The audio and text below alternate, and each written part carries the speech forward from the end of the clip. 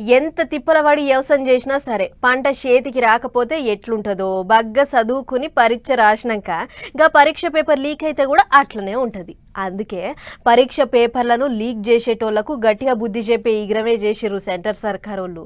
దాని మీదనే పార్లమెంట్లో చర్చ కూడా నడుస్తుంది. అయితే ఓ దిక్కు ఢిల్లీలో పంచాది నడుస్తున్న గిసొంటి యాళ్ళలనే ఏపీలో కూడా ఓ పంచాది ముంగటేసుకుర్రు ఎగస్ పార్టీ వాళ్ళు. చూడుర్రు ఏం పంచాదో ఏం నడిచిందో. ఢిల్లీలో చాలైన పంచాది గల్లీకి బాకినట్టే అయింది పోన్రి. ఏపీలో ఎగస్ పార్టీ వాళ్ళు కిరికిరి గట్టిగానే పెట్టిండ్రు.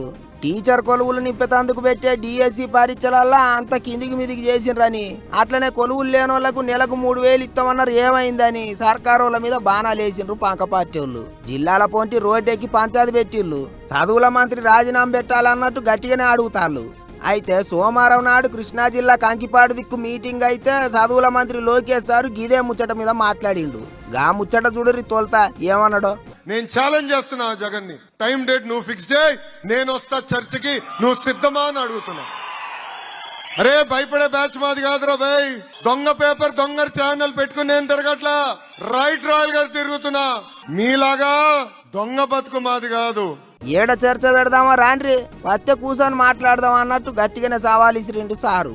ఇక ఈ ముచ్చటకు పంక పార్టీ వాళ్ళు ఏమంటున్నారంటే, ఆరోపణలు నీ శాఖలో తప్పుడు రిక్రూట్మెంట్లు జరిగినాయి అని చెప్పని కోర్టు ఎంక్వైరీకి ఆదేశిస్తే మీరు ఎలా ఉంటారు? మీరు ఏ ముఖం పెట్టుకుని ఉంటారు? మీరు పైగా ఇంకా జగన్మోహన్ రెడ్డి గారు రమ్మన్నారు. నేను వస్తానయా అని చెప్తున్నా. చర్చిద్దాం, నేను ఇష్టం. స్పోర్ట్స్ కోటా మీద చర్చిద్దామా, లేదా పరీక్ష విధానం మీద పేపర్ ఇచ్చేవాడు, పేపర్ తయారు చేసేవాడు, పేపర్ దిద్దేవాడు, పరీక్ష పెట్టేవాడు అన్ని ఒక అధికారిని ఉంచుకుని ఎలా పరీక్షలు పెట్టావు? అది తప్పు కదా. మంత్రి సారు సవాలుకు మాజీ మంత్రి సాయి అన్నట్టు మాట్లాడిండు. గిట్లా డిఎస్సి పరీక్ష మీద 2 దిక్కులకు నడమ లడాయి లాగాతారా అవుతుంది. చదువుల మంత్రి రాజీనామా పెట్టాలని ఎగస్ పార్టీ వాళ్ళు అంటుంటే ఉత్తపుచ్చిగా బొబ్బ చేస్తాలని గరం అవుతుర్రు సర్కారోళ్ళు. డిఎస్సి పరీక్షలలో ఎసోంటి తిరకాసు కాలేదు, బట్టగాల్సి మీదెత్తాలని కోపానికి వస్తుండ్రు. మరిగా ఎవ్వరం ఇంకెంత దూరం పోతుందో ఏమో చూసుకుంటూ పోవాలి.